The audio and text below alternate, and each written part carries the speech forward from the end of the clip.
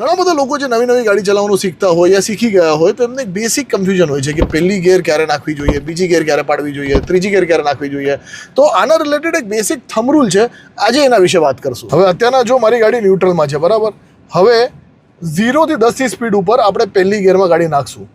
હવે તમે જો આપણે ગાડી ચાલુ કરી અને ગાડી અત્યારે ચાલે છે. હવે તમે જોશો જેવી રીતે 10 ઉપર પહોંચશે ને થોડુંક હું રેવ આપીશ તો મારી ગાડી અને મારું એન્જિન બંને મને કહે છે કે બીજી ગિયર નાખો, એટલે 20 ઉપર હું બીજી ગિયર નાખીશ, બરાબર. પાછું આપણે થોડુંક રેવ આપશું અને જેવી રીતે હું 30 ઉપર પહોંચ્યો, જોયું મને ત્રીજી ગિયરનું આવી ગયું ઇન્ડિકેશન. સો હું ત્રીજી ગિયર નાખીશ. સો આમાં બેસિક થંબ રૂલ શું બને છે કે 10ની સ્પીડે તમારી પહેલી ગિયર હોવી જોઈએ, 20ની સ્પીડે બીજી ગિયર, 30ની સ્પીડે ત્રીજી, 40ની સ્પીડે ચોથી અને 50+ની સ્પીડ ઉપર તમારે પાંચમી ગિયર નાખવાની. હવે આ બહુ જ બેસિક થંબ રૂલ છે. તમે જેમ જેમ ગાડી ચલાવતા જશો ને તમારું જે દિમાગ છે, જે દિલ છે, એ એન્જિન સાથે સિંક થઈ જશે.